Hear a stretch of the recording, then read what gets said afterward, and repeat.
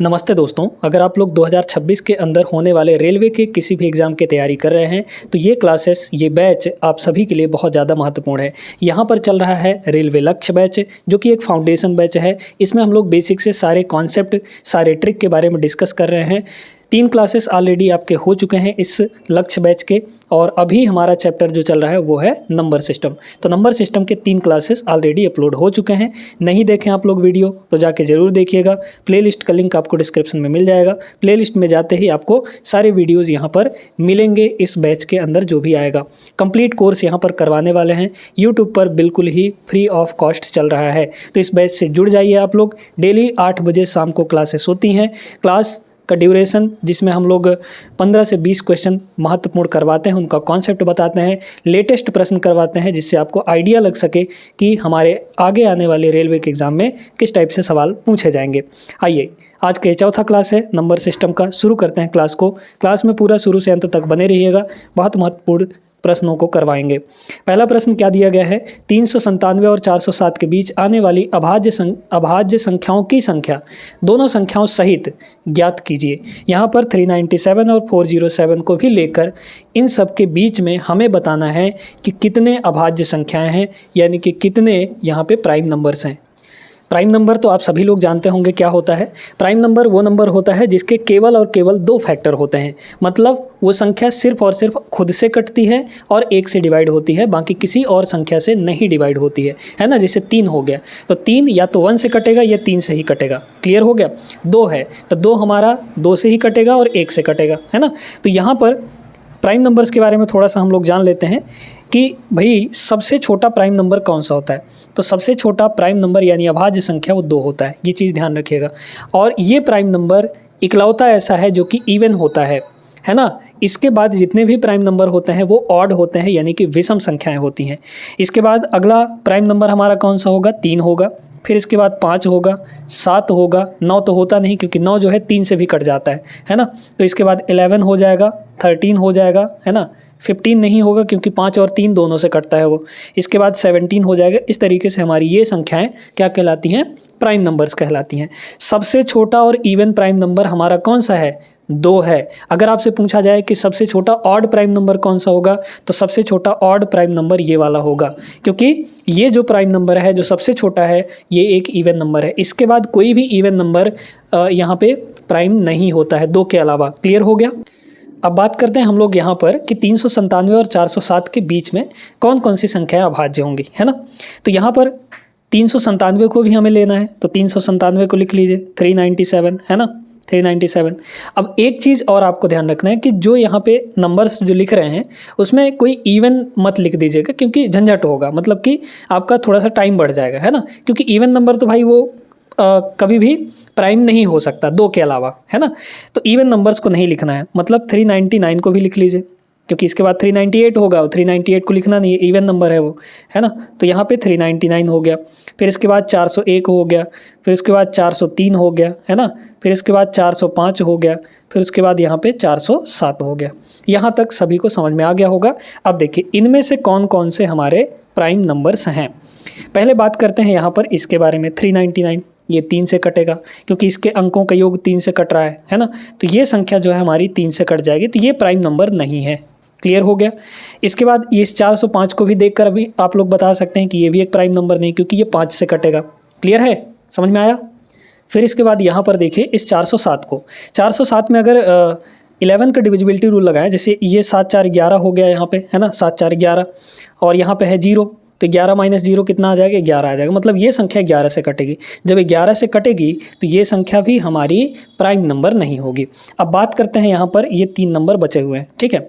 इसको देखिए, इसके बारे में अगर बात करें तो ये 13 से कटेगा। 13 से कैसे कटेगा? यहाँ पे देखिए 13 से अगर इसको काट देंगे हम लोग तो कितना हो जाएगा? 13 तियाँ हो जाएगा 39, बचा 1 तो 13 हो गया। फिर 13 कम 13 कट गया। मतलब ये संख्या भी हमारी प्राइम नंबर नहीं है। जो किसी से कट जाती है वो प्राइम नंबर थोड़ी होगी। इसके बाद यहाँ पे देखा जाए 397, तो 397 दोस्तों ये आपका नहीं कटता है किसी भी संख्या से, है ना। ये 397 किसी से भी नहीं कटेगा।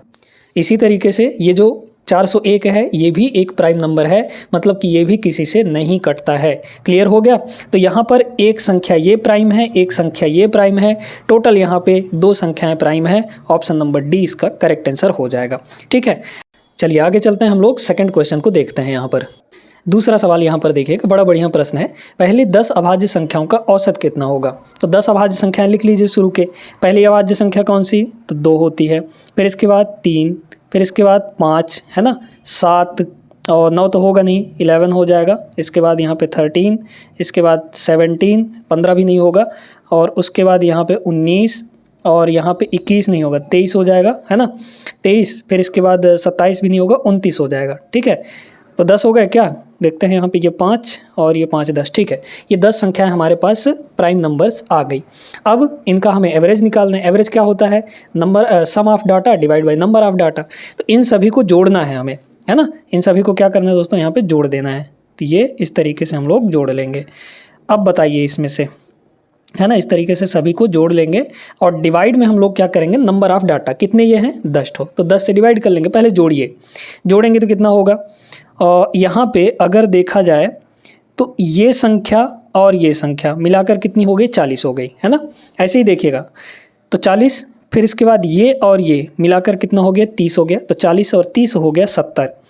इसके बाद 70, ये 23 और 7 मिलाकर ये भी 30 हो जाएगा। तो 70 और 30 ये हो गया 100 अभी तक। 100 के बाद ये हो जाएगा यहाँ पर आपका 10, तो 110 हो गया। फिर 110 में 19 जोड़ेंगे, 110 में अगर 20 जोड़ दें तो 130 आ जाएगा, 129 है ना। तो टोटल आया हमारे पास 129।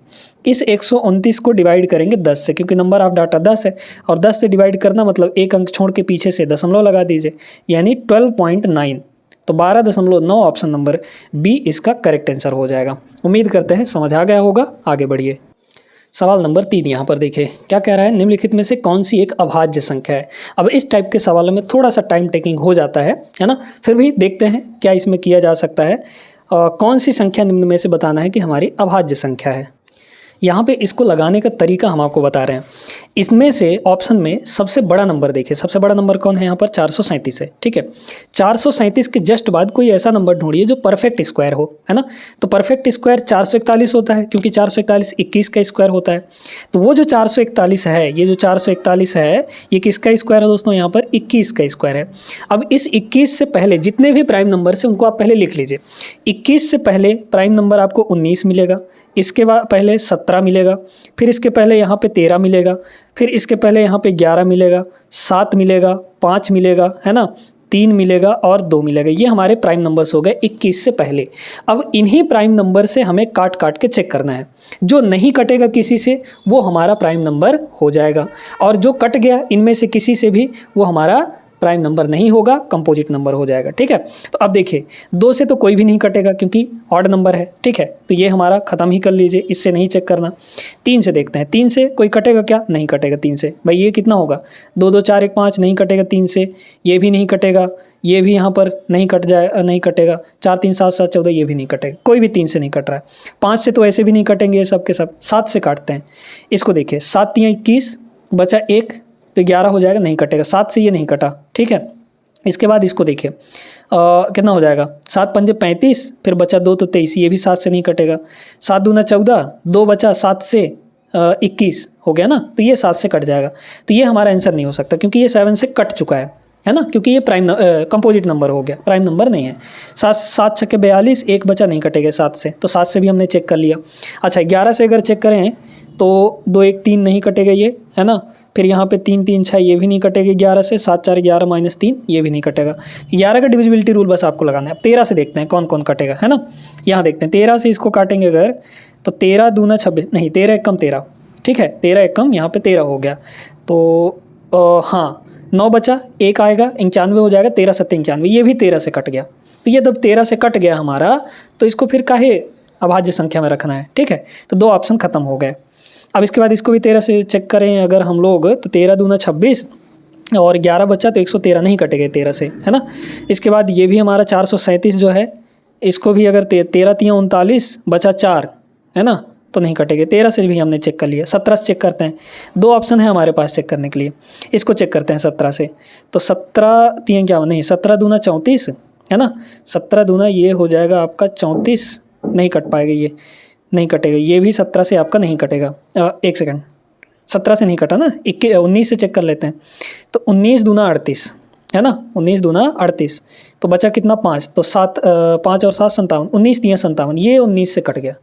अब ये 19 से कट गया, मतलब 3 ऑप्शन आपके कट चुके हैं, तो एक ही ऑप्शन बचा है, ऑप्शन नंबर बी, ये आपका करेक्ट आंसर हो जाएगा। मतलब इसमें ये अभाज्य संख्या होगी, ये किसी से नहीं कटेगी, या तो 1 से कटेगा या फिर 373 से ही कटेगा। तो ये तरीका है सवालों को लगाने का। आगे बढ़ते हैं नेक्स्ट पे। अगला सवाल देखिए, अब इसको याद किए रहेगा है ना, 1 से 50 तक के बीच में कितनी अभाज्य संख्या होती हैं, यहाँ पे 15 अभाज्य संख्याएं होती हैं। ठीक है, इसको याद रखे रहिएगा है ना भाई। देखिए ना कितने कौन कौन से हो जाएंगे, यहाँ पर 2 होगा, 3 होगा, 5 होगा, 7 होगा, 11 हो जाएगा, फिर इसके बाद 13 हो जाएगा, इसके बाद यहाँ पे 17 हो जाएगा, 23 हो जाएगा है ना, अच्छा 19 भी तो है, 19 हो जाएगा है ना, फिर इसके बाद 23 हो जाएगा, इसके बाद यहाँ पे 27 हो जाएगा, और 27 के बाद फिर यहाँ पे 28 नहीं होगा, 29 हो जाएगा। अच्छा 1 सेकेंड, 27 नहीं होगा, 29 होगा, ठीक है 29 हो जाएगा, फिर इसके बाद 31 हो जाएगा, 33 नहीं होगा, और फिर इसके बाद 37 हो जाएगा है ना, क्योंकि 33 भी कटेगा 35 भी कटेगा, 37 हो जाएगा, 39 नहीं होगा, फिर इसके बाद 41 हो जाएगा, 43 हो जाएगा है ना, 45 नहीं होगा, 47 हो जाएगा, बस।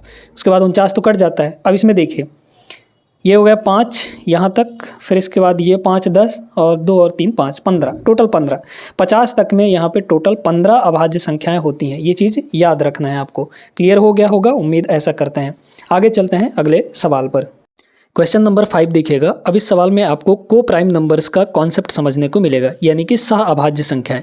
सह अभाज्य संख्याओं के बारे में सबसे पहले हम लोग जान लेते हैं। यहाँ पे ऐसी 2 संख्याएं दोस्तों जिनके बीच में कुछ भी कॉमन नहीं होता है सिवाय 1 के।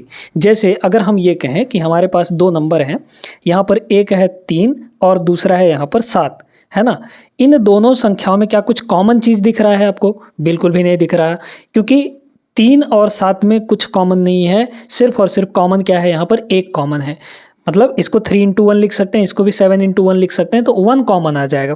बाकी इसमें कोई भी कॉमन फैक्टर नहीं दिख रहा है, तो ये दोनों आपस में को प्राइम है। ठीक है, इसी तरीके से अगर हम ये कहें कि हमारे पास एक संख्या है यहाँ पे 12 और दूसरी संख्या यहाँ पर है 17 है ना, ये 2 संख्याएं हैं, तो इन दोनों संख्याओं में बताइए कि यहाँ पर क्या कुछ कॉमन दिख रहा है? जरूरी नहीं है कि को प्राइम होने के लिए संख्याओं का प्राइम होना जरूरी है ना। तो यहाँ पर बिल्कुल भी ऐसा मत सोचिएगा कि वो संख्याएं अगर प्राइम है तो ही को प्राइम हो सकती हैं, ऐसा जरूरी नहीं है ना। प्राइम नंबर कंपोजिट नंबर्स भी यहाँ पर को प्राइम हो सकते हैं।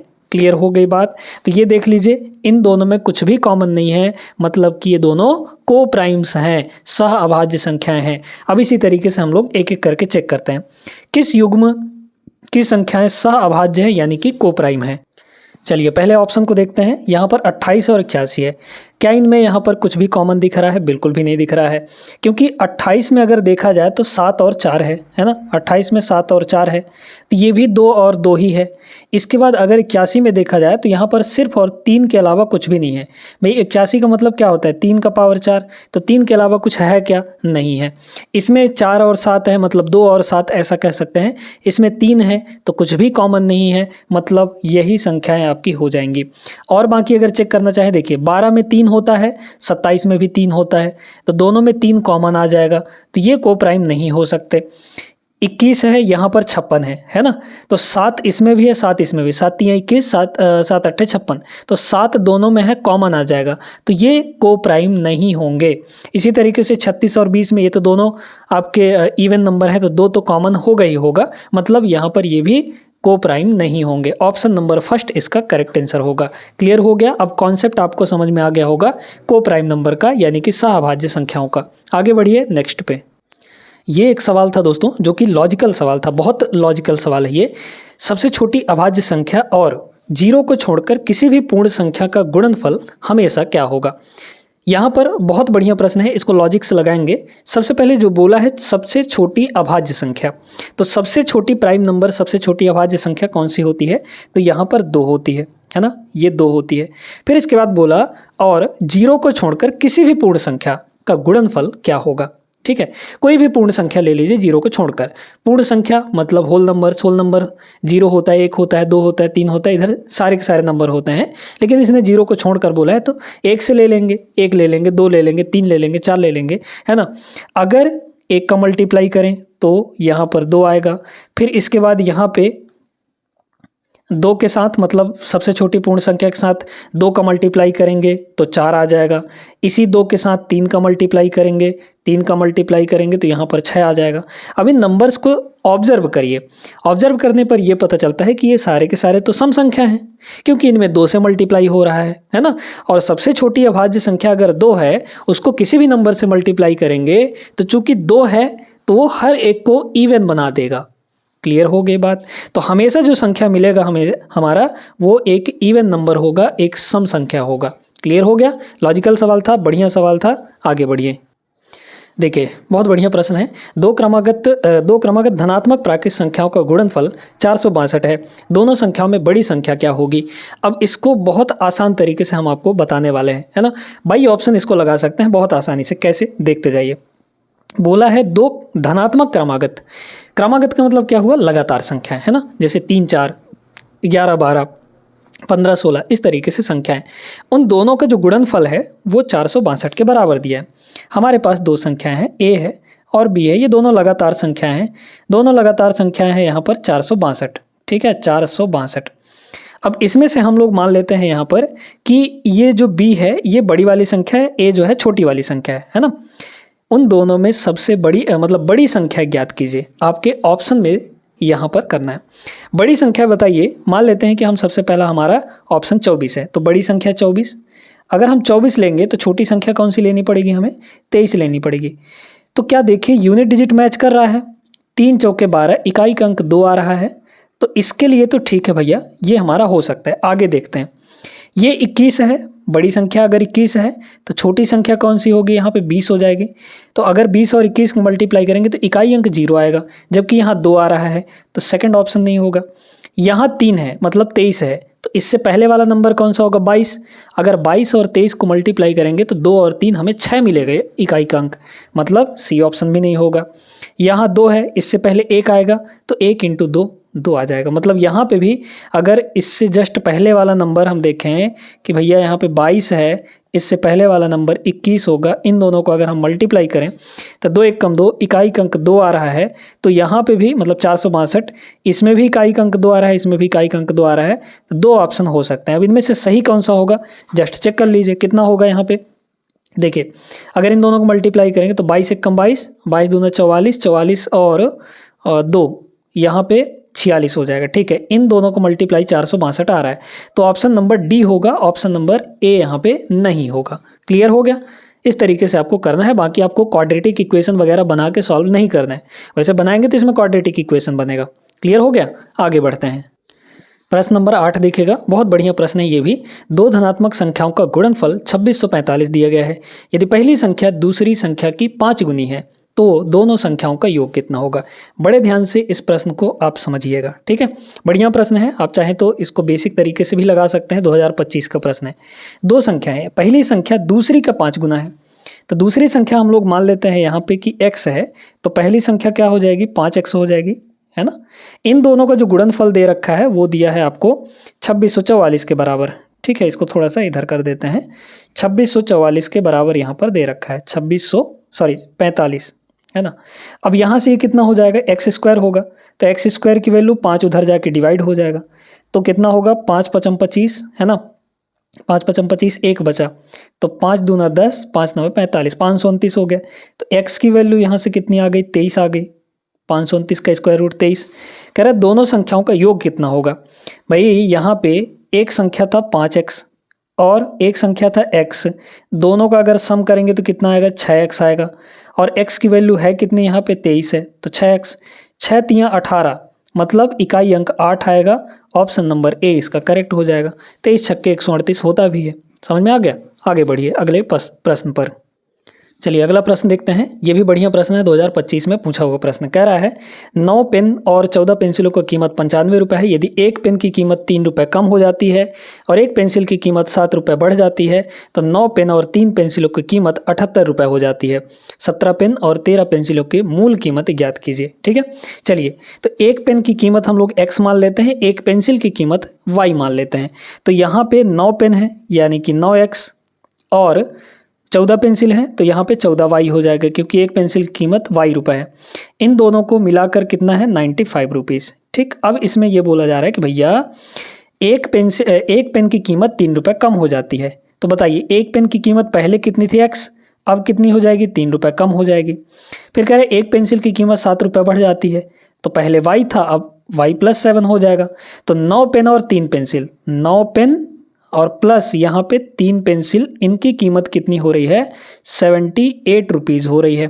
थोड़ा सा इसको और हम लोग काट लेंगे, यहाँ पे 3 से कट जाएगा तो ये 3 से 3 बार में कटेगा, ये 3 कट जाएगा, इसको 3 से काटिए तो 3 दूना 6 और एक बचा 3 छक्के 18, 26 आ गया। इसको देखिए ये हो जाएगा 3x माइनस 3 3 9 और प्लस यहाँ पे y प्लस ये 7 हो जाएगा, क्योंकि 3 तो कट चुका है, इज इक्वल टू यहाँ पे 26 हो गया। अब इसको देखिए 3x है ना, 3x काटना नहीं चाहिए था वैसे, है ना, काटना नहीं चाहिए था क्योंकि 9x यहाँ भी आ रहा है, 9x यहाँ भी आ जाता हमारे पास, काटना नहीं चाहिए था। फिर भी चलिए कर लेते हैं यहाँ पे।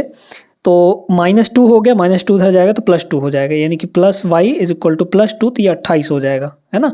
अब इसमें 3 से मल्टीप्लाई करके यहाँ पे रख लीजिए, कितना होगा, यहाँ हो जाएगा 9x, तो ये हो गया 9x प्लस ये हो जाएगा 3y इज इक्वल टू 28 का 3 गुना 84।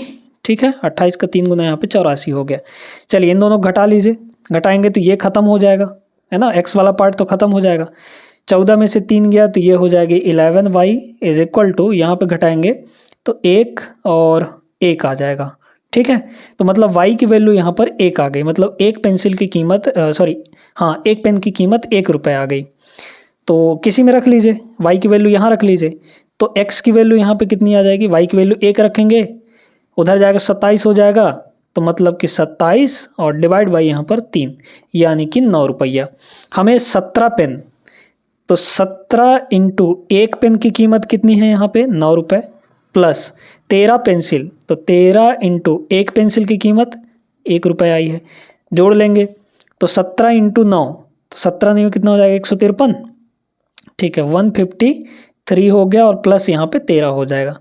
इकाई का अंक 6 आएगा, ऑप्शन नंबर डी इसका करेक्ट आंसर होगा। ठीक है, उम्मीद करते हैं क्लियर हो गया होगा। आगे बढ़िए। सवाल नंबर 10, दो धनात्मक संख्याओं x और y, जहां x ग्रेटर है y से, इनका योगफल 15 दिया है, उनका गुणनफल 36 है, तो संख्याओं के बीच में अंतर कितने का होगा। ठीक है, चलिए लगाते हैं, देखते हैं यहाँ पे क्या क्या दिया गया है। मैं कह रहा है कि यहाँ पर कि दो संख्याएं हैं, इनका योगफल यानी कि x और y का जो सम है वो 15 के बराबर दिया है। फिर यहाँ पर उनका जो गुणनफल है x इंटू वाई, ये 36 के बराबर दिया है। अब रेलवे के एग्ज़ाम में भाई ऐसा तो वैल्यू देगा नहीं कि आप सोच ना पाएँ, थोड़ा सा हिट एंड ट्रायल लगाएंगे आंसर बन जाएगा। देखिए ऐसा दो संख्या सोचिए, जोड़ने पे 15 आए और मल्टीप्लाई करने पे यहाँ पे 36 आ जाए, 9 चौके 36 होता है, नहीं आ पाएगा, है ना। 8 7 56 हो जाएगा, 8 7 15, 10 5 50 हो जाएगा, तो नहीं, 9 6 15, 9 6 54 हो जाता है भाई, तो यहाँ पे नहीं आ पा रहा। या फिर हाँ ठीक है, 12 3 15, 12 3 36, है ना। तो x की वैल्यू यहाँ पर x ग्रेटर है ना, तो x की वैल्यू 12 हो गई और y की वैल्यू यहाँ पर 3 हो गई, है ना। नहीं तो एल्जेब्राइक फार्मूला लगा के हमको करना पड़ता। ठीक है, तो x की वैल्यू 12 और y की वैल्यू 3, यहाँ रखेंगे 12 इंटू 3 तो 36 आ जाएगा, है ना। तो x और y की वैल्यू हमें मिल चुकी है, हमने सोच लिया। बोला गया है अंतर निकालना, इन दोनों का डिफरेंस चाहिए, डिफरेंस निकालिए, बताइए कितना होगा, 9 आ जाएगा, 9 3 12, ऑप्शन नंबर बी हो जाता। अच्छा, अगर आप एल्जेब्रिक एक्सप्रेशन से लगाना चाहते तो कैसे लगाते, बता रहे हैं। देखिए एक चीज़ आपको ध्यान रखना है कि यहाँ पर एक फॉर्मूला होता है दोस्तों कि x प्लस वाई का होल स्क्वायर, इसके होल स्क्वायर में अगर इसके डिफरेंस का होल स्क्वायर जोड़ दें, यानी कि x माइनस वाई का होल स्क्वायर अगर जोड़ दें, अच्छा तो जोड़ने पर तो वो आ जाएगा, लेकिन घटाने पर ये फार्मूला बैठेगा, है ना। घटाने पर ये आता है 4xy के बराबर, इसको याद रखिएगा। इसी में आपको ये दे रखा है, ये चाहिए और x इंटू वाई भी दे रखा है, तो यहाँ से लगा सकते हैं। अच्छा, इसका प्लस वाला भी फॉर्मूला जान लीजिए थोड़ा सा, कि भाई जब x प्लस वाई का होल स्क्वायर जब होता है उसमें हम प्लस करते हैं x माइनस वाई का होल स्क्वायर, है ना। ये जब प्लस करते हैं तो हमारे पास आता है यहाँ पर कितना आ जाएगा 4xy, ये ठीक है ना, हाँ ठीक है। तो यहाँ पर आ जाता है 2 इंटू एक्स स्क्वायर प्लस यहाँ पे वाई स्क्वायर। क्लियर हो गया। तो ये आता है फॉर्मूला, इनको ध्यान रखिएगा, ये आपके लिए बहुत महत्वपूर्ण है। उम्मीद करते हैं समझ आया होगा। आगे बढ़िए नेक्स्ट पे। क्वेश्चन नंबर 11 ALP का सवाल है 2025 का, लेटेस्ट है। 4 कुर्सियों और एक मेज़ की कीमत 22,000 रुपये है। यदि मेज़ कुर्सी से 2,000 रुपये महंगी है तो मेज़ की कीमत क्या होगी। बढ़िया सवाल है, आराम से कर सकते हैं। 4 कुर्सियों, ठीक है। यहाँ पर एक ये चीज़ दिया गया कि भैया ठीक, एक कुर्सी का मूल्य हम लोग x मान लेते हैं, है ना। यहाँ पे एक कुर्सी का मूल्य x मान लेते हैं, एक मेज़ की कीमत, टेबल की कीमत y मान लेते हैं। तो ये 4 कुर्सी है तो 4x और एक मेज़ है तो मतलब y, ये कीमत टोटल हो जाएगी 22,000 रुपया, है ना। फिर बोला गया यहाँ पर कि यदि मेज़ कुर्सी से, मेज़ जो है कुर्सी से 2,000 रुपये महंगी है, ठीक है। अगर हम ये कहें कि भाई मेज़ जो है 2,000 रुपये अधिक है कुर्सी से, उसकी कीमत, मेज़ की कीमत, मतलब मेज़ की कीमत ज़्यादा है और कुर्सी की कीमत कम है। अगर एक वैल्यू दूसरे से ज़्यादा है यानी कि उनके बीच का डिफरेंस दिया गया है ना। तो यहाँ पर मेज़ जो है यानी कि y और छोटी वैल्यू क्या है, या फिर आपको नहीं समझ में आ रहा है तो ऐसे करिए, देखिए मेज़ की जो कीमत है यानी कि y जो है वो कुर्सी की कीमत यानी x से कितना अधिक है, 2,000 रुपये अधिक है। अब तो समझ में आया ना। वही चीज़ हम कह रहे थे कि डिफरेंस दिया है आपको, x को अगर इधर ले आए हम पकड़ के तो y माइनस एक्स हो जाएगा और उधर दे देगा आपको 2,000 रुपये। तो यही चीज़ हम बताना चाह रहे थे कि अगर एक चीज़ दूसरे से ज़्यादा है तो इसका मतलब समझ लीजिए कि डिफरेंस दिया है, बस आपको देखना है कि बड़ा कौन है, बड़ा होगा उसमें से छोटे को घटा लेना है। तो यही चीज़ दिया है, मतलब यहाँ पे y माइनस एक्स दे रखा है आपको 2,000 रुपये के बराबर। अब इनको सॉल्व कर लीजिए, घटा लेंगे, माइनस, ये माइनस होगा तो प्लस हो जाएगा, यहाँ माइनस, देखिए प्लस वाई माइनस वाई खत्म हो गया, है ना।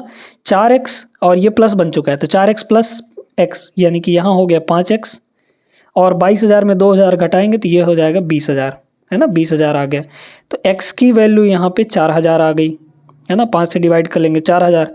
तो मेज़ की कीमत हमें बतानी थी। मेज़ की कीमत का मतलब ये हुआ कि भाई यहाँ पर, अच्छा ये तो कुर्सी की कीमत आई है, मेज़ की कीमत कितनी होगी, कुर्सी से 2,000 रुपया अधिक, है ना। कुर्सी से 2,000 रुपया अधिक यहाँ से निकाल सकते हैं। तो y की वैल्यू कितनी होगी, इसकी वैल्यू 4,000 है तो 4 + 2 यानी कि 6,000 रुपया। 6,000 रुपये is the correct answer, option number C. 4,000 मत टिक कर दीजिएगा, है ना। यही नहीं कि निकाल चुके हैं तो फिर ऐसा नहीं करना है आपको। आगे चलिए नेक्स्ट पे, सवाल नंबर 13 देखते हैं। 2 धनात्मक संख्याओं के वर्गों का योग 145 है। यदि उनमें से एक संख्या का वर्गमूल 3 है तो दूसरी संख्या ज्ञात कीजिए। 2 संख्याओं के वर्गों का योग, ठीक है। अच्छा, बढ़िया सवाल है ना। कह रहा है कि भैया एक संख्या का वर्गमूल 3 है, एक संख्या हमारे पास x, इसका जो वर्गमूल है वो कितना है, 3 के बराबर। अगर दोनों साइड स्क्वायर करेंगे तो ये बन जाएगा x और ये बन जाएगा यहाँ पर 9। इसमें बोला गया कि 2 संख्याओं के वर्गों का योग, एक संख्या x था इसका स्क्वायर और एक संख्या y था इसका स्क्वायर, दोनों का जो योग दिया गया है 145 के बराबर दिया गया है। तो दूसरी संख्या क्या होगी, अगर x स्क्वायर निकालें, x की वैल्यू 9 है तो यहाँ 9 का स्क्वायर रखेंगे 81 होगा, प्लस यहाँ y square is equal to यहाँ पे 145। क्या अब यहाँ से नहीं कर सकते हैं, बिल्कुल किया जा सकता है। तो y, अच्छा तो दूसरी संख्या ज्ञात कीजिए। यदि इनमें से एक संख्या का वर्गमूल 3 है तो 3 का स्क्वायर 9, वर्गों का योग इतना दिया गया है, ठीक है। करते हैं, देखते हैं क्या आता है ना। दूसरी संख्या ज्ञात करनी है, कुछ तो गड़बड़ लग रहा है, इसको घटा लेते हैं ना। वाई स्क्वायर की वैल्यू कितनी हो जाएगी यहाँ पे, तो वाई स्क्वायर की वैल्यू 5 में से 1 गया 4 हो गया, 14 में से, अच्छा नहीं ठीक है 64 आ जाएगा, है ना। तो y की वैल्यू कितनी होगी यहाँ पे, 64 का वर्गमूल यानी कि 8 हो जाएगा। 8 होगी दूसरी संख्या, option number D is the correct answer. आगे चलिए नेक्स्ट पे, इसको देखिए, ये भी बड़ा बढ़िया प्रश्न है। अब इस टाइप के सवाल को लगाने का ना बड़ा बढ़िया सा तरीका है हमारे पास, बताते हैं, चलिए देखिएगा। 5 क्रमागत सम संख्याओं का योग आपको दे रखा है 3720 रुपये। उनमें से तीसरी सबसे बड़ी संख्या और सबसे बड़ी सम संख्या का योग कितना होगा। 5 क्रमागत सम संख्याएं दी गई हैं। अब क्रमागत के बारे में अगर आपको डायरेक्टली कंसेक्यूटिव नंबर दे दे, क्रमागत संख्याएं दे दे, सम क्रमागत संख्याएं दे दे, विषम संख्याएं दे दे क्रमागत में, है ना। तो आपको क्या करना है, जितने क्रमागत संख्याएं दी गई हैं, चाहे वो सम हो, विषम हो या डायरेक्टली क्रमागत हो, तो आपको उतने जगह बना लेना है। 5 क्रमागत बोला है तो 5 जगह हम लोग यहाँ पे बना लेते हैं। चलिए 1, 2, 3, 4 और 5। इन सभी का 2 तरीके से आपको सवाल पूछता है, कभी योग दे देगा सबका, कभी एवरेज दे देगा सबका। अगर योग दिया है तो पहले एवरेज निकालना पड़ेगा, है ना। हमें योग दे रखा है यानी कि सम दे रखा है कितना, 3720 रुपये। अब इनका निकाल लीजिए एवरेज पहले। 5 संख्याएं हैं तो टोटल को 5 से डिवाइड कर लेंगे, जितनी संख्याएं हैं उससे डिवाइड कर लेंगे तो एवरेज निकल जाएगा। एवरेज निकालिए, 5 सते 35, बचा यहाँ पे कितना 2, तो 22 हो जाएगा। 5 चौके 20, फिर 5 चौके 20, 744 आ गया, है ना। ये जो 744 यानी कि जो एवरेज है, अगर आपको डायरेक्ट एवरेज दिया रहता तो आप उसी संख्या को चूज करते, लेकिन अगर यहाँ पे योग दिया है तो पहले आप एवरेज निकालेंगे। 6 संख्याएं बोला है, 6 से डिवाइड करेंगे। 4 बोला है क्रमागत तो 4 से डिवाइड करेंगे, इस तरीके से, है ना। 5 बोला था तो 5 से डिवाइड किए। ये जो एवरेज आया है ये एग्जैक्टली बीच वाला नंबर होता है। 744 यहाँ पे होगा, 2 इधर छोड़ेंगे 2 इधर छोड़ेंगे तो ये आपका 744। हाँ, एक चीज़ और ध्यान रखना है कि इसमें जो भी नंबर रख रहे हैं क्या वो हमारे हिसाब से है या नहीं। सम संख्याएं बोला था तो क्या ये सम संख्या है, बिल्कुल है। 744 एक सम संख्या है, ठीक है। तो 744 हमारी एक सम संख्या मिल गई। अब इसके आगे पीछे क्रमागत लिख सकते हैं सम संख्याएं। 744 के आगे 746, फिर 748, फिर यहाँ पे इससे पहले कौन सा होगा, 742 होगा, है ना। इससे भी पहले कौन सा होगा, 740 हो जाएगा। आपको पूछा क्या है, तीसरी सबसे बड़ी यही वाली होगी, है ना। पहली सबसे बड़ी, दूसरी सबसे बड़ी और तीसरी सबसे बड़ी। तो 744 और सबसे बड़ी सम संख्या यानी कि 748 का 748, इन दोनों का हमें टोटल निकालना था। 8 4 12, है ना। तो 48 और 44 हो गया आपका यहाँ पे 92, 7 7 14, ठीक है, 1492 आ जाएगा। 1492 is the correct answer, option number C होगा। आगे बढ़िए नेक्स्ट पे। चलिए इसको भी देखिए। 2 क्रमागत प्राकृत संख्याओं के वर्गों को क्रमागत हैं, इनका जो योग दे रखा है वो 313 है, तो इन दोनों में से छोटी संख्या ज्ञात कीजिए, है ना। जो भी ये संख्याएं होंगी, जो सही होगा, करेक्ट होगा, ये छोटी संख्याएं ही दी गई हैं आपको। क्रमागत संख्याओं के वर्गों का योग आपको 313 दे रखा है, ठीक है। पहला ऑप्शन अगर हम चूज करें 12 है, ठीक है। अगला संख्या क्या होगा, क्योंकि ये छोटी संख्या है, छोटी संख्या है तो अगला संख्या बड़ा होगा ना, क्लियर है, ठीक है। इनका योग, वर्गों का योग 313 आना चाहिए। क्या 313 आएगा, अगर हम दोनों का स्क्वायर करें तो हमारे पास ये 144 होगा, है ना, 144, और ये 169 होगा। अगर दोनों को जोड़ें तो 9 4 13 के 3 हासिल 1, और यहाँ पे 4 और 6 10, 1 11 का 1, और फिर 1 आ गया 1 1 2 1 3, मतलब यहाँ पे 313 आ चुका है। ऑप्शन नंबर फर्स्ट ही होगा यहाँ पे, बाकी और किसी में भी नहीं आएगा। 14, अगला संख्या 15, 14 के स्क्वायर यहाँ पे कितना हो जाता है, अरे भाई अभी 196, ठीक है। 15 के स्क्वायर 225, दोनों को जोड़ेंगे 313 से ज़्यादा जाएगा, ठीक है। इसके बाद 15 है, 15 के बाद 16 आएगा, इनको भी जोड़ेंगे इनका स्क्वायर करके तो यहाँ पे ज़्यादा जाएगा। पहले ऑप्शन में हमारा आगे, तो फिर आगे चेक करने की ज़रूरत क्या ही है ना, तो मत जाइएगा आगे। यदि प्रत्येक पैकेट में समान संख्या में पेंसिलें मौजूद हैं और 12 पैकेटों में कुल 96 पेंसिल मौजूद हैं तो 304 पेंसिलों की आवश्यकता होने। नंबर सिस्टम के कुछ बेहतरीन सवालों को आज की इस क्लास में हम लोग करने वाले हैं सबसे स्मार्ट तरीके के साथ। पहला सवाल क्या दिया गया है, यदि प्रत्येक पैकेट, नंबर सिस्टम के कुछ बेहतरीन सवालों को आज की इस क्लास में हम लोग करने वाले हैं सबसे स्मार्ट तरीके के साथ। पहला सवाल क्या दिया गया है, यदि प्रत्येक पैकेट में समान संख्या में पेंसिलें मौजूद हैं और 12 पैकेटों में कुल 96 पेंसिल मौजूद हैं तो 304 पेंसिलों की आवश्यकता होने पर कितने पैकेट खरीदने होंगे। यहाँ पर सीधा सा एक बात समझिए कि भाई यहाँ पर बोला जा रहा है कि 12 पैकेटों में 96 पेंसिल मौजूद हैं, है ना, यानी कि 96 पेंसिलों के लिए 12 पैकेट लग रहे हैं। तो इसमें पूछा गया है 304 पेंसिलों के लिए कितने पैकेट लगेंगे। यहाँ पर सीधी सी बात है, तो यहाँ पर ये 96 पेंसिलों के लिए कितने पैकेट लग रहे हैं, 12 पैकेट लग रहे हैं। हमें चाहिए 304 पेंसिलों के लिए कितने पैकेट चाहिए, है ना, तो 304 के लिए निकाल लीजिए। तो यहाँ पर हो जाएगा 12 और ये 96 नीचे चला जाएगा, है ना, तो ये पता चल जाएगा कि एक पेंसिल के लिए कितने पैकेट चाहिए। हमें 304 पेंसिलों के लिए देखना है, तो यहाँ पर 304 से मल्टीप्लाई कर लेंगे। देखिए 12 से ये 8 बार में कट जाएगा, 12 8 96, और 304 को 8 से डिवाइड करेंगे तो कितना होगा, 8 3 24, बचा 6 तो 64 हो जाएगा, और 8 अठाई 64 यानी कि 38। ऑप्शन नंबर बी इसका राइट आंसर हो जाएगा। अगला क्वेश्चन देखिए, बड़ा आसान सा प्रश्न है ये। रामकृष्ण एक संख्या p के 3/4 से एक अन्य संख्या q का 2/3 घटाता है और उसे अंतर के रूप में 5/8 मिलता है। तो देखिए p का कितना 3/4, तो p का अगर 3/4 करेंगे तो कितना हो जाएगा हमारे यहाँ पे 3/4 किसका, p का, यानी कि p यहाँ पर मल्टीप्लाई होगा। इसमें घटा रहा है एक अन्य संख्या यानी q का 2/3, तो किसका 2/3, 2/3 किसका, q का घटाया जा रहा है। तो घटाने पर जो मिलता है, जो प्राप्त होता है वो किसके बराबर है, यहाँ पर 5/8 के बराबर। अब यहाँ से इसको सॉल्व कर लेना है। देखिए सिंपल सी बात है, हमें यहाँ पे क्या करना है, 4 3 और 8 डिनोमिनेटर में जो है उनका ले लीजिए एलसीएम। 4 3 और 8 का एलसीएम आ जाएगा कितना, 24, है ना। तो 24 चूँकि तीनों से कट जाता है, 24 हमारा यहाँ पे एलसीएम हो गया।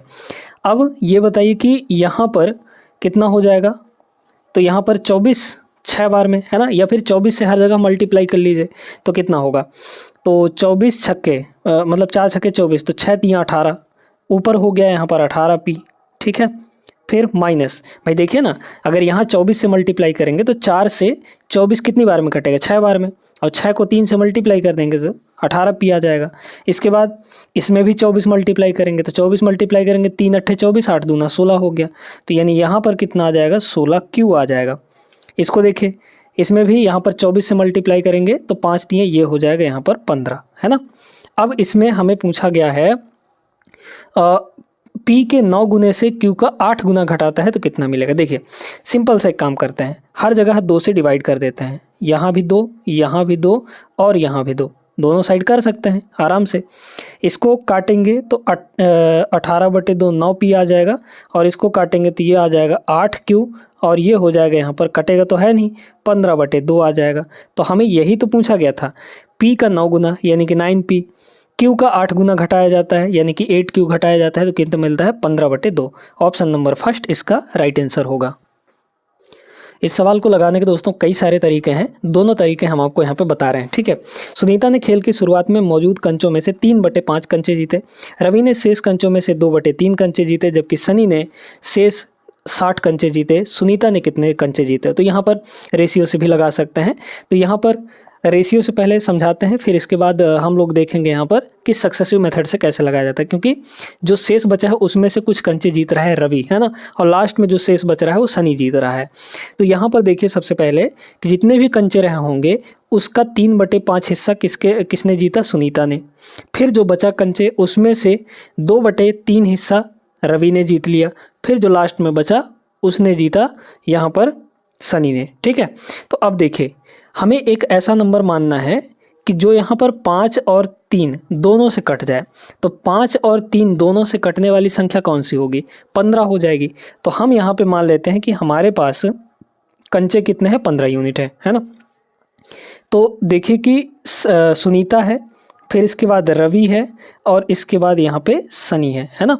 यहाँ पर सनी लिख लेते हैं, ठीक है। अब बताइए, तो 15 टोटल कंचे हमारे पास, इस 15 का 3/5 करिए, इस 15 का कितना कर लेंगे हम लोग 3/5, है ना। तो कितना आ जाएगा, 5 से 3 बार में कटेगा, 3 3 9 आ जाएगा। यानी कि सुनीता ने कितने कंचे जीते, 9 कंचे।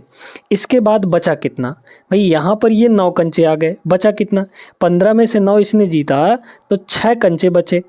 इस 6 कंचों का कितना 2/3 हिस्सा, क्योंकि शेष कंचों का बोला है ना, तो शेष का 2/3 निकालेंगे।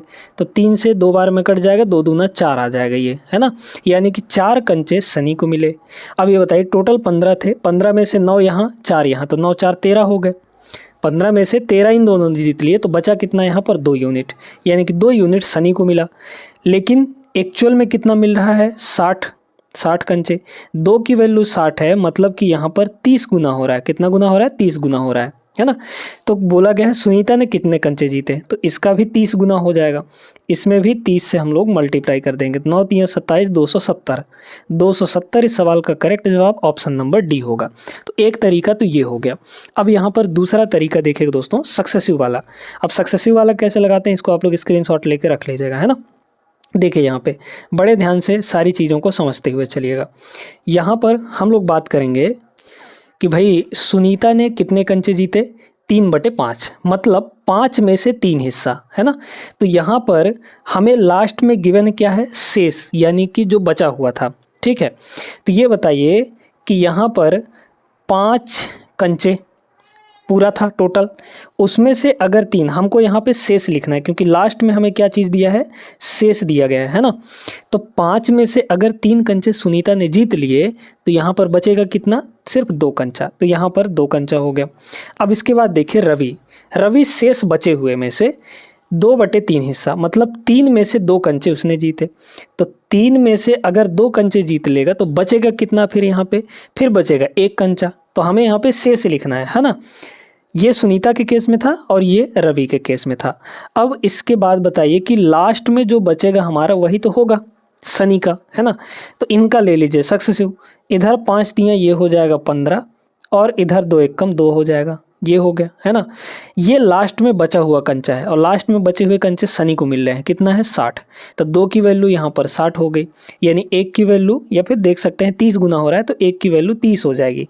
हमें चाहिए क्या, हमें चाहिए यहाँ पर सुनीता को कितने कंचे मिले, है ना। सुनीता को यहाँ पर कितने कंचे मिल रहे हैं, तो देखते जाइए टोटल कंचे यहाँ पर कितने हो जाएंगे। टोटल कंचे यहाँ पर हम लोग निकाल लेंगे सबसे पहले, है ना। तो टोटल कंचे कितने हो जाएंगे भाई, 1 की वैल्यू 30 है तो 15 की वैल्यू कितनी हो जाएगी, 15 इंटू यहाँ पर 30। इसके बाद अब हमें किसको देना है, सुनीता कितना जीत रही है, 3/5, तो ये हो जाएगा 3/5, है ना। बस ये सुनीता का आ जाएगा। तो निकाल लीजिए 5 से 6 बार में, तो 15 छक्के 90, 90 तियाँ यहाँ पर 270। इस मेथड से भी हमारा वही चीज़ आ गया, ऑप्शन नंबर डी। समझ में आया होगा अच्छे तरीके से, जो तरीका आपको आसान लगे वो तरीका लगा सकते हैं। अब ये जो सवाल है बहुत सिंपल सवाल है दोस्तों, अगर आप इसमें 2 से 3 सेकंड से ज़्यादा लगाए तो फिर आपकी बेवकूफ़ी होगी, क्योंकि ये बहुत आसान सा प्रश्न है। आप सवाल को पढ़ेंगे तो आपको समझ में आ जाएगा कि इसका आंसर क्या होगा ऑप्शन देखकर, है ना। 2 संख्याओं का अंतर 18 है, ठीक है भैया, उनके वर्गों का अंतर 360 है, तो उनमें से बड़ी संख्या क्या होगी। बहुत ध्यान से ये चीज़ सोचिए कि भाई हमारे पास 2 संख्याएँ हैं, है ना। मान लीजिए कि एक x है दूसरा y है, इन दोनों का जो डिफरेंस आ रहा है वो हमें 18 के बराबर है ना।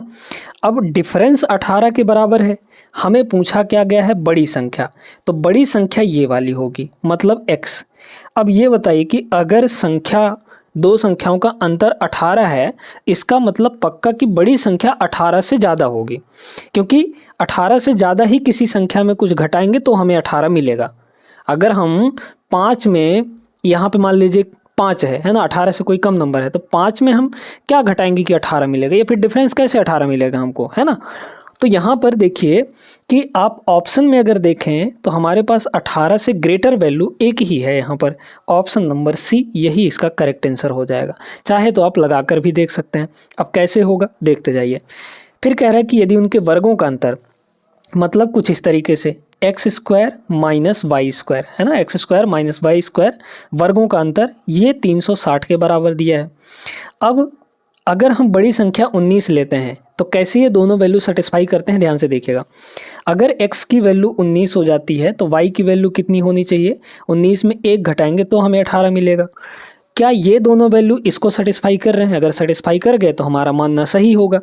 यहाँ रखिए तो ये हो जाएगा 19 का स्क्वायर, ठीक है, और माइनस यहाँ पर 1 का स्क्वायर, क्योंकि y की वैल्यू 1 आई है। 19 का स्क्वायर 361 होता है, माइनस यहाँ पर 1 का स्क्वायर 1, तो 361 माइनस 1 360 के बराबर आता है या नहीं, बिल्कुल आ जाता है। मतलब हमने x की वैल्यू और y की वैल्यू यहाँ पे सही माना है, तो ऑप्शन नंबर यहाँ पे सी इसका करेक्ट आंसर होगा, बड़ी संख्या 19 हो जाएगी। समझ में आया है। आगे चलिए वीडियो लाइक करते हुए। अब ये जो संख्या के अंकों को पलटने वाला सवाल जो होता है, इनको लगाना बहुत आसान होता है। इसमें आपको कुछ नहीं देखना, आपको सीधे डायरेक्ट ऑप्शन से करना होता है ना। तो यहाँ पर पहले कंडीशन पढ़िए सवाल का, उसके हिसाब से ऑप्शंस को देखिए। एक 3 अंकों वाली संख्या इस प्रकार है कि इसके इकाई का अंक, दहाई का अंक और सैकड़े का अंक का जो अनुपात है वो 1, 2, 3 है। यहाँ पर आपको देखना है कि भाई हमारे पास यहाँ पे 1 रेशियो यहाँ पर 2 और रेशियो यहाँ पर 3। गलती नहीं करिएगा एक चीज़ का, क्योंकि ये यूनिट डिजिट दिया है, मतलब ये लास्ट वाला है, ठीक है। ये आपका 10th डिजिट है और ये आपका 1000th डिजिट है ना। अच्छा 100 डिजिट, ठीक है, सैकड़ा वाला, तो यहाँ पर ये H हो जाएगा। चलिए अब ये बताइए 1, 2, 3 का रेशियो चाहिए। फिर कह रहा है कि इस संख्या और इसके अंकों के क्रम को पलटने पर प्राप्त संख्या का जो योगफल है वो 1300 यहाँ पर 32 है ना। यानी कि वो संख्या और उसके अंकों के क्रम को पलट दिया जाए। जैसे मान लीजिए हमारे पास यहाँ पे 246 है, तो 246 के अंकों को अगर पलटेंगे, मतलब इधर से लिखा गया है तो हम उल्टा लिखेंगे इसको, मतलब कितना हो जाएगा 6, 4, 2, इस तरीके से लिखना है। और इन दोनों को जोड़ने पर, संख्या और उसके अंकों को पलटने पर बनी संख्या, दोनों को जोड़ने पर इतना आना चाहिए। तो ये दोनों तो मिलाकर नहीं आएगा, मतलब ये वाला ऑप्शन नहीं होगा, ठीक है।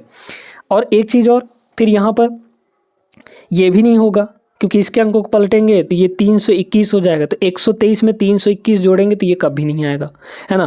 फिर इसके बाद इसको देखिए, ये 414, फिर 414, है ना भाई। सीधे उल्टा भी करेंगे तो भी इधर से देखेंगे तो भी 414 आएगा, तो ये ऑप्शन भी नहीं होगा, क्योंकि 414 414 जोड़ेंगे तो 828 ही होगा, तो ये ऑप्शन भी नहीं होगा। एक ही बचा है ऑप्शन नंबर ये। अब इसमें ये सेटिस्फाई कैसे कर रहा है, देखिए अगर हमारे पास इकाई का अंक देखा जाए तो यहाँ पर 9 है, इसमें कुछ उल्टा भी दे दिया गया है, आपको दिक्कत लेने की ज़रूरत नहीं है। वैसे यहाँ पे अगर देखा जाए तो 3, 6 और यहाँ पर 9 है। अगर रेशियो लेंगे तो कितना आएगा, 1, 2 और 3, क्योंकि तीनों को 3 से काट देंगे, है ना, तो 1, 2, 3 आ जाएगा। तो ये यहाँ पर ये थोड़ा सा यहाँ पे गलत इसमें दे दिया गया है ना। तो अच्छा 3 अंकों वाली संख्या इस प्रकार, ठीक है। यहाँ पे ये लिखना चाहिए 3, 2, 1 लिखना चाहिए था इसको, ठीक है, 3, 2, 1 लिखना चाहिए था। क्लियर हो गया, उम्मीद करते हैं समझ में आ गया होगा। तो ऑप्शन नंबर डी यहाँ पर करेक्ट आंसर हो जाएगा। इसमें क्या बोला गया, एक 91 सेंटीमीटर लंबे तार को इस प्रकार 2 टुकड़ों में काटा जाता है कि एक टुकड़े की लंबाई दूसरे की लंबाई के 3/4 के बराबर हो, तो छोटे टुकड़े की लंबाई कितनी होगी। बहुत आसान सा प्रश्न है, अगर आप रेशियो से लगाएंगे इसको। देखिए तो यहाँ पर 2 टुकड़े हम लोग मान लेते हैं, एक टुकड़े का नाम ए दे देते हैं और दूसरे टुकड़े का नाम बी दे देते हैं। यहाँ पर बोला गया कि एक टुकड़े की लंबाई दूसरे की लंबाई का 3/4 है। दूसरे का लंबाई का बोला है, इसलिए दूसरे वाले को 1 मान लेते हैं, तो इसका 3/4 पहला वाला होगा, है ना। तो 3/4 का मतलब 3/4। क्लियर हो गया। अब इनका ले लीजिए रेशियो लेंगे तो कितना होगा 4, क्योंकि डिनोमिनेटर में 4 है, इसको सिंप्लीफाई करेंगे तो ये 4 उधर चला जाएगा, मतलब या फिर कह सकते हैं कि 4 से दोनों जगह मल्टीप्लाई कर देंगे। 4 से दोनों जगह मल्टीप्लाई करेंगे तो 4 4 कट जाएगा, यहाँ 3 बचेगा, और इसमें 4 से मल्टीप्लाई करेंगे 4 1 कम 4 आ जाएगा। यानी पहला हिस्सा हमारा 3 यूनिट है, दूसरा हिस्सा हमारा यहाँ पे 4 यूनिट है। क्या बोला गया, छोटे टुकड़े की लंबाई निकालनी है ना। देखिए अगर टोटल दोनों को जोड़ेंगे तो 91 सेंटीमीटर का आएगा, क्योंकि यही 91 सेंटीमीटर 2 टुकड़े में बटा है। तो अगर दोनों को टोटल जोड़ा जाए तो 3 और 4 7 यूनिट, 7 की वैल्यू यहाँ पर कितनी हो जाएगी, यहाँ पर 91 सेंटीमीटर। कितना गुना हो रहा है, 13 गुना हो रहा है, 13 7 91 होता है ना। अच्छा तो छोटा टुकड़ा पूछा था, मतलब ये होगा भाई, जिसकी यूनिट कम होगी, जिसका जो रेशियो में कम होगा वही तो छोटी वैल्यू आएगी। तो अगर यहाँ पे 13 गुना ये हो रहा है तो ये भी 13 गुना होगा, है ना, ये भी 13 गुना, तो 13 3 39 सेंटीमीटर। 39 सेंटीमीटर यहाँ पे करेक्ट आंसर होगा, ऑप्शन नंबर बी। आगे बढ़िए। 2 मेज़ों और 3 कुर्सियों का मूल्य 540 रुपये है, जबकि 2 मेज़ों और 1 कुर्सी का मूल्य यहाँ पे 470 रुपये है। 5 कुर्सियों का मूल्य हमें निकालना है। आसान सा प्रश्न है, इसमें 2 इक्वेशन बनते हैं, उनको बस आराम से सॉल्व कर लेना होता है। देखिए यहाँ पे तो भाई एक मेज़ का हम लोग मूल्य x रुपये मान लेते हैं और एक कुर्सी का मूल्य यहाँ पे y रुपये मान लेते हैं, है ना। तो क्या होगा, 2 मेज़ का मूल्य कितना होगा, 2x हो जाएगा, ठीक है, देखते जाइएगा। और इसके बाद 3 कुर्सी का मूल्य कितना होगा, 3y हो जाएगा, क्योंकि एक कुर्सी का मूल्य y है। इन दोनों का टोटल कितना हो रहा है, 540 रुपये हो रहा है, तो ये हो गया 540, पहला इक्वेशन। इसके बाद 2 मेज़ों का, तो यानी कि 2x, एक मेज़ का x मान है तो यहाँ पे 2x हो जाएगा, और एक कुर्सी का मूल्य यहाँ पे y है तो ये y, ये दोनों का सम कितना आ रहा है, 470 रुपये आ रहा है। अब क्या करिए, यहाँ पे देखिए कि क्या कोई x या फिर y में से बराबर है या नहीं है। तो बराबर है, x वाला बराबर है ना। तो घटा लीजिए, 2x में से 2x घटाएंगे, इसको विलोपन विधि कहते हैं, है ना। तो ये घटाया, ये घटाया, ये घटाया, तो ये खत्म हो गया, 2x minus 2x 0, 3y minus Y, यानी ये कितना आ जाएगा 2y बराबर, इधर इन दोनों घटाएंगे तो कितना होगा, 14 में से 7 गया 70, ये 70 के बराबर ही आएगा भाई। 540 में 470 घटाएंगे 70 ही आएगा। तो y की वैल्यू यहाँ से कितनी हो गई हमारे पास 35, ठीक है, 70/2 35 आ जाएगा। बोला गया है 5 कुर्सियों का मूल्य, ये जो y था एक कुर्सी का मूल्य था, है ना, एक कुर्सी का मूल्य y था, हमें 5 कुर्सियों का मूल्य चाहिए। तो 35 और मल्टीप्लाई 5 कर देंगे, आ जाएगा 30 पंचे 150 और 5 पचम 25, तो 150 और 25 करेंगे 175 आ जाएगा, है ना। ऑप्शन नंबर सी इसका करेक्ट आंसर रहा। अगला सवाल यहाँ पर क्या दिया है, दो संख्याओं का योग 32 है, ठीक है भैया समझ गया, उनमें से एक संख्या दूसरी संख्या से 18 अधिक है। हाँ, ये चीज़ अब यहाँ पे बहुत बढ़िया है, इसको करने का शॉर्ट तरीका भी आपको बता रहे हैं, ठीक है ना। कह रहे हैं इसमें दो संख्याओं का योग 32 है, हम दो संख्या मान लेते हैं a और b है, तो इन दोनों का सम कितना कह रहा है, दोनों का सम 32 के बराबर है। अब एक चीज़ यहाँ से डायरेक्ट लिखने का प्रयास करिए कि भाई इसमें से कह रहा है कि एक संख्या दूसरे से 18 अधिक है ना। अगर एक संख्या किसी से कम या किसी से ज़्यादा है तो इसका मतलब उनका डिफरेंस दिया गया है ना भाई। अगर हम कहें कि यहाँ पे एक संख्या 5 है और दूसरी संख्या 7 है यहाँ पर, तो ये 2 अधिक है, मतलब इन दोनों के बीच में डिफरेंस की ही तो बात कर रहा है ना। या फिर अगर इस संख्या की बात की जाए कि उससे कम है 2, तो इसका मतलब ये भी डिफरेंस है ना। तो अगर कम दिया गया है या फिर अधिक दिया गया है, इसका मतलब उन दोनों के बीच का डिफरेंस दिया गया है। इसमें यह बोला गया कि भैया एक संख्या दूसरी संख्या से 18 अधिक है, इसका मतलब डिफरेंस है ना। तो एक संख्या से दूसरी संख्या का जो डिफरेंस है वो कितना है यहाँ पे 18 के बराबर, बस खत्म कहानी। अब यहाँ से इसको सॉल्व करना है। अब एक फॉर्मेट आपको याद रखना है कि अगर a प्लस बी और a माइनस बी, इनका कोफिशिएंट कुछ नहीं होना चाहिए, बस सिंपल ऐसे ही होना चाहिए और बराबर में कुछ भी दिया हो, है ना। तो यहाँ से इनकी डायरेक्ट वैल्यू निकाली जा सकती है, एक प्लस में है एक माइनस में है, तो ध्यान रखिएगा हमको क्या करना है, अगर a की वैल्यू निकालनी है, मतलब जो दोनों जगह पॉजिटिव में है, यहाँ भी प्लस में है यहाँ भी प्लस में, तो a की वैल्यू निकालने के लिए इन दोनों को जोड़िए, डिवाइड बाई 2 कर दीजिए। अगर 32 और 18 जोड़ेंगे तो कितना हो जाएगा 50, और डिवाइड बाई 2 कर देंगे यानी कि 25 आएगा। ये बड़ी संख्या आ गई। हमें अगर छोटी संख्या यानी कि b की वैल्यू निकालनी है तो क्या करेंगे, यहाँ पर देखिए यहाँ माइनस में है b, तो एक बार इन्हीं दोनों घटा लेंगे हम लोग। देखिए प्लस वाले की वैल्यू निकालना है तो जोड़ के डिवाइड बाई 2 कर देना है, माइनस वाले की वैल्यू निकालनी है यानी कि b की वैल्यू, तो हम लोग घटा के डिवाइड बाई 2 कर देंगे, डिवाइड में 2 ही करना है। 32 में 18 घटाएंगे कितना आ जाएगा 12, 12 डिवाइड बाई 2 कर देंगे, है ना। तो 12 डिवाइड बाई 2 यानी कि 12 में से 8 14 आएगा, ठीक है, यहाँ पे 14 है ना। तो मतलब 32 में से 18 घटाएंगे तो यहाँ पे 14 आ जाएगा, ठीक है। 14/2 कितना होगा 7, तो दूसरी संख्या यानी कि छोटी वाली संख्या 7 हो जाएगी, खत्म। तो दोनों में से बड़ी संख्या पूछा था, ऑप्शन नंबर ए होगा, 25 होगा बड़ी संख्या, है ना। तो ये तरीका है लगाने का। चलिए सवाल देखिएगा, यहाँ पे बोला गया प्रज्ञा ने अपने जन्मदिन की पार्टी में 7:6 के अनुपात में पुरुषों और महिलाओं को आमंत्रित किया। यदि पार्टी में आने वाले पुरुषों की संख्या 56 थी तो पार्टी में शामिल होने वाले मेहमानों की यानी कि पुरुष और महिला मिलाकर टोटल संख्या कितनी होगी, है ना। लगाने के लिए तो सिर्फ देख कर लगाया जा सकता है। देखिए यहाँ पे मेल 7 यूनिट है और फीमेल यहाँ पे 6 यूनिट आई, है ना। और यहाँ पे हमें पूछा क्या गया है, टोटल मेहमानों की संख्या। अगर इन दोनों का टोटल देखा जाए महिला और पुरुष का, तो 7 और 6 कितना हो जाएगा 13 यूनिट हो जाएगा। यानी कि जो भी हमारा आंसर होगा वो 13 का मल्टीपल होगा। बस 13 का मल्टीपल चेक कर लीजिए, क्या 13 से कटने वाला ये नंबर है, ये ऑप्शन नहीं हो सकता। 13 8 104 होता है, ये हो सकता है, आगे भी चेक करिए। ये 13 से नहीं कटता, ये ऑप्शन नहीं हो सकता। ये भी 13 से नहीं कटता, ये ऑप्शन नहीं होगा। सिर्फ एक ही संख्या है 13 से कटने वाला, तो यहाँ पर बी ऑप्शन इसका करेक्ट हो जाएगा। अब लगाएंगे कैसे, अगर बेसिक से, अगर 2 ऑप्शन यहाँ पे 13 से कटने वाले होते तो कैसे लगाएंगे। देखिए यहाँ पे भाई बोला गया कि पुरुषों की संख्या 56 है, रेशियो में पुरुष कितने हैं 7 यूनिट, है ना। तो इस 7 की वैल्यू कितनी है यहाँ पर 56 है।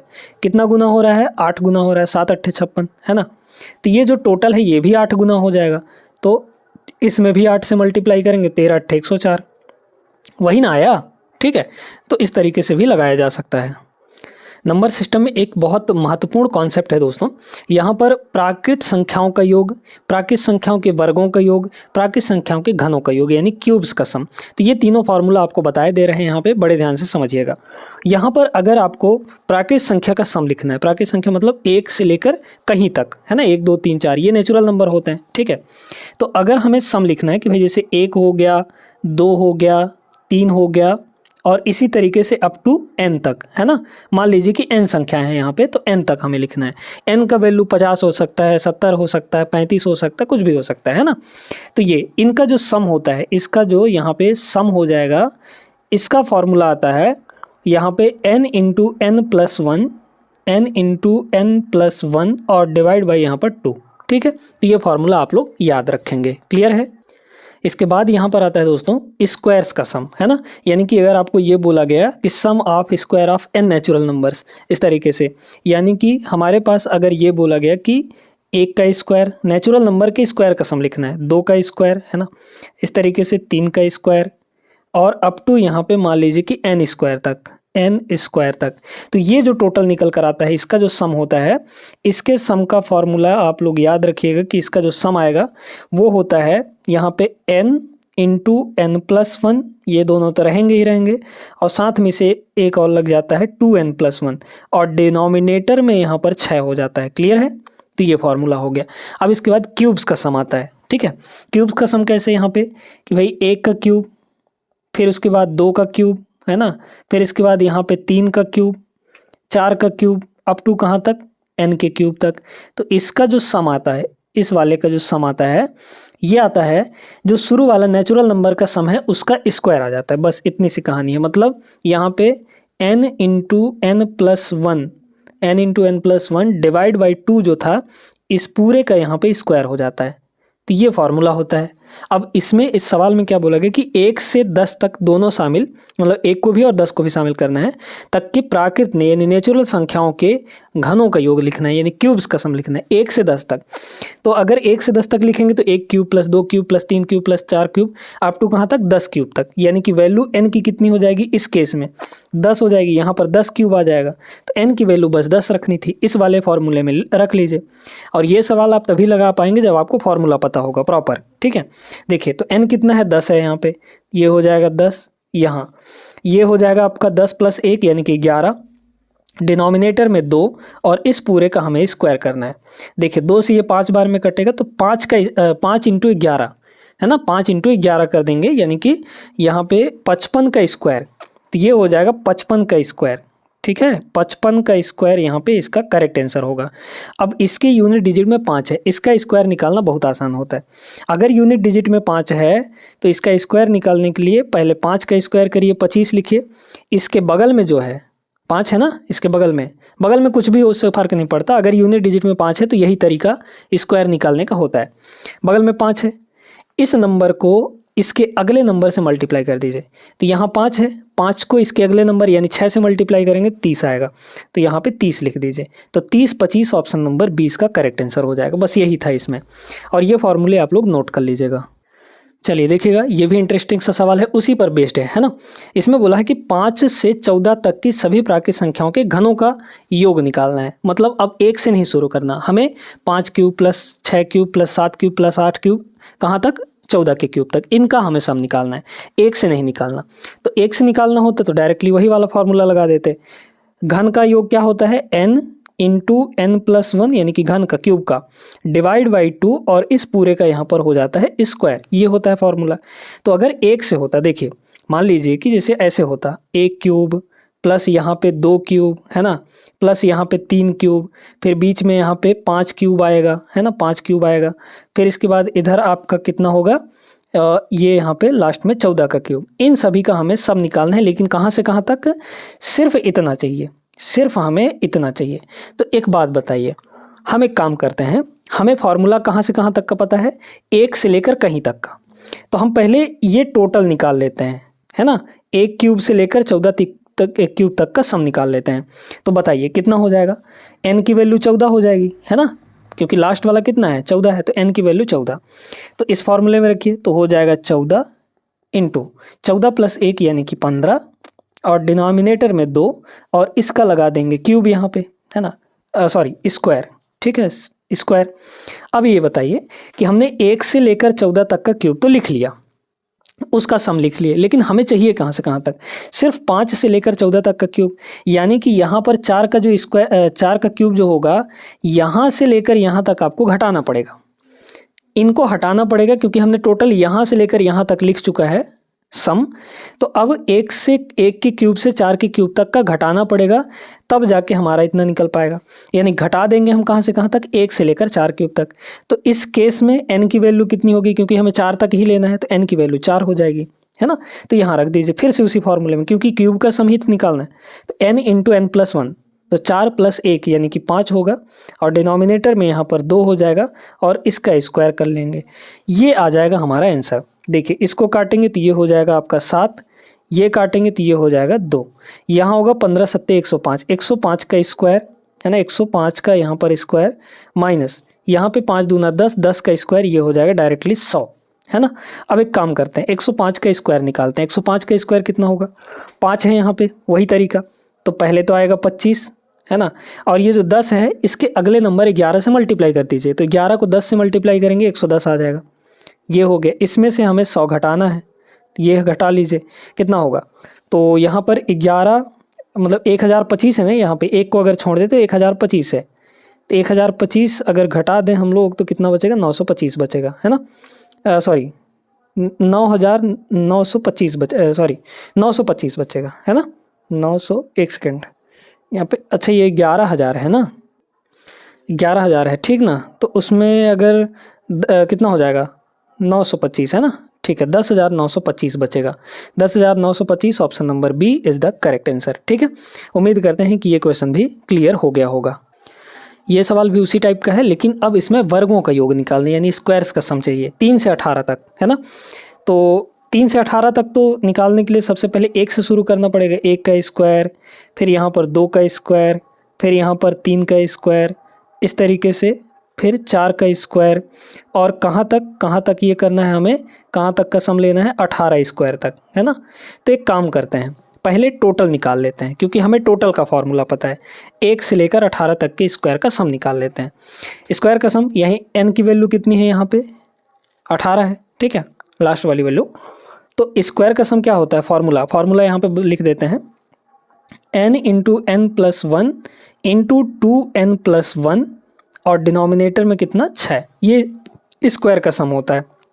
रखिए इसमें, तो n का मतलब 18, ये हो गया 18 इंटू n प्लस 1 यानी 18 प्लस 1, ये हो जाएगा 19, फिर इंटू 2n प्लस 1, यहाँ 18 रखिए, 18 दूना 36, 1 37, तो ये हो गया 37, और डिनोमिनेटर में यहाँ पर हो जाएगा 6, ये वाला। तो 1 से लेकर 18 तक के स्क्वायर का सम ये आ गया, लेकिन हमें 3 से लेकर 18 तक का चाहिए, यानी कि इतना चाहिए सिर्फ, मतलब हमें इन दोनों को हटाना पड़ेगा। इन दोनों का स्क्वायर का सम कितना होगा, 1 का स्क्वायर 1 होता है, 2 का स्क्वायर 4 होता है, मतलब टोटल 5 घटा दीजिए इसमें से, है ना। तो 6 से इसको काटेंगे, ये हो जाएगा 3। यूनिट डिजिट लगाया जाए क्या, बिल्कुल लगा सकते हैं, इकाई अंक, है ना। ऊपर वाले के यूनिट डिजिट देखिए यहाँ पे कितना होगा, 3 9 27, यानी कि 7 आ गया। ठीक है भाई, यहाँ 3 है, यहाँ 9 है, तो 3 9 27 यानी कि 7 आ गया। फिर उस 7 को मल्टीप्लाई करेंगे यहाँ इस 7 से, तो 7 7 49 यानी कि 9 आ जाएगा। इकाई अंक 9, यहाँ पे -5 है, तो 9 में से 5 गया 4, यूनिट डिजिट हमारा 4 आएगा, ऑप्शन नंबर डी करेक्ट होगा, क्योंकि यहाँ देखिए 4 है और किसी भी ऑप्शन में 4 यहाँ पर नहीं है। समझ में आया, आगे बढ़ते हैं। इसमें क्या बोला है, एक संख्या का 3/5 भाग दूसरी संख्या के आधे से 10 अधिक है। यदि पहली संख्या के 3/7 भाग से 8 घटाया जाता है तो प्राप्त संख्या दूसरी संख्या के आधे से 4 कम होती है, दोनों संख्याओं का योग कितना होगा। बहुत बढ़िया प्रश्न है ना। कह रहे एक संख्या पहली संख्या हम लोग मान लेते हैं कि x है, दूसरी संख्या हम लोग मान लेते हैं कि y है। तो एक संख्या का 3/5 यानी कितना होगा, यहाँ पे 3/5 किसका, पहली संख्या का यानी x का। दूसरी संख्या के आधे से, तो दूसरी संख्या y है, y का यहाँ पर कितना कर लेंगे, आधा कर लेंगे। आधे से 10 अधिक है, इससे 10 अधिक कर लीजिए, तो ये दोनों बराबर हो जाएंगे। ठीक है, क्लियर हो गया। अब इसके बाद इसको थोड़ा सिंप्लीफाई करते हैं। देखिए यहाँ 5 है, यहाँ 2 है, तो 10 हो गया एलसीएम। 10 से हर जगह मल्टीप्लाई करिए, यहाँ 10 से मल्टीप्लाई करेंगे तो कितना होगा, 5 दूना 10 और 3 दूना 6 है ना, तो ये 6x हो जाएगा। बराबर इधर कितना हुआ, 10 से मल्टीप्लाई करेंगे तो 2 पंचे 10, 5 कट गया, 5 बाई आ जाएगा, तो यहाँ हो गया 5 बाई। यहाँ 10 से मल्टीप्लाई करेंगे तो ये 10 दहाई 100 आ जाएगा। तो पहला इक्वेशन बन गया है ना। ठीक है, इसके बाद बोला गया पहली संख्या के 3/7, पहली संख्या का 3/7 है ना, 3/7 पहली संख्या का यानी x का, से 8 घटाया जाता है। इसमें से अगर 8 घटाया जाए तो प्राप्त संख्या दूसरी संख्या के आधे से यानी कि y के आधे से 4 कम होती है। बस इसको भी यहाँ से सॉल्व कर लेंगे। देखिए 7 और 2 है ना, एलसीएम 14 आएगा, 14 से हर जगह मल्टीप्लाई कर लीजिए। एक काम करते हैं, ये जो -8 है उसको उधर भेज देते हैं, ठीक है। तो अगर -8 को उधर भेजेंगे तो उधर जाके +4 हो जाएगा, बन जाएगा सब कुछ। देखिए 14 से मल्टीप्लाई करेंगे तो 7 दूना 14 यानी कि 6x आ गया ये, ठीक है। बराबर इधर कितना हुआ, यहाँ देखिए 7 से मल्टीप्लाई करेंगे, सॉरी 14 से, तो 7 बार में तो 7y आ जाएगा, ये 7y आ जाएगा। और यहाँ देखिए ये -4 है, करके दिखाते हैं, -4 है ये -8 उधर जाएगा, +8 आ जाएगा, तो ये दोनों मिलकर 4 हो जाएगा, तो यहाँ पे +4 होगा। और +4 को जब 14 से मल्टीप्लाई करेंगे तो 14 चौको कितना होगा, यहाँ पे 14 चौके 56 हो जाएगा, तो ये 56 आ जाएगा है ना। तो दूसरा इक्वेशन ये रहा, और इसको यहाँ पे लिख दीजिए, 6x बराबर कितना होगा 7y और प्लस यहाँ पर 56। सही कर रहे हैं कि नहीं, एक बार देख लीजिए है ना। कह रहा है कि दूसरी संख्या के आधे से 4 कम होती है, तो दोनों संख्याओं का योग चाहिए। चलिए निकाल लेते हैं। अब इसको सॉल्व करेंगे हम लोग। देखिए घटा लीजिए, ये माइनस, तो ये दोनों तो ख़त्म। 5y में से 7y जाएगा तो -2, अच्छा इधर 0 बचा है ना, इधर 0 बचा, ये -2y आ जाएगा। और इसको घटाएंगे तो कितना होगा, यहाँ पर 100 में से 56 घटाएंगे तो ये आपका प्लस का 44 आ जाएगा है ना। हाँ ठीक है, -2y इधर आएगा, प्लस का 2y की वैल्यू 44 है, तो y की वैल्यू कितनी हो जाएगी 22 है ना, y की वैल्यू 22 हो गई। हमें दोनों संख्याओं का योग चाहिए, ठीक है। चलिए तो दूसरी संख्या कहीं पे भी रख के निकाल लीजिए, इसमें रख लीजिए है ना। तो ये हो जाएगा 6x बराबर, यहाँ 22 रखेंगे तो 22 सत्ते 154, 154 प्लस 56, 154 प्लस यहाँ पे 56 हो जाएगा है ना। 154 और 56 कितना होगा, 6 4 10, 110, 15 5 20, नहीं 210, ये होगा 210 बराबर यहाँ पर 6x। x की वैल्यू कितनी हो जाएगी, यहाँ से 6 3 18 और 6 5 30, 35 आ गया। दोनों का जोड़ पूछा था, 35 और 22, तो 5 2 7 और यहाँ पे 3 2 5, 57 आ जाएगा। ऑप्शन नंबर बी यहाँ पे करेक्ट आंसर होगा दोस्तों। आई होप सभी लोग समझ गए होंगे अच्छे तरीके से। ये सेशन भी आपको अच्छा लगा हो तो लाइक कर दीजिए वीडियो को, और चैनल पे पहली बार है तो सब्सक्राइब कर लीजिएगा। मिलेंगे अगले क्लास में, तब तक के लिए जय हिंद।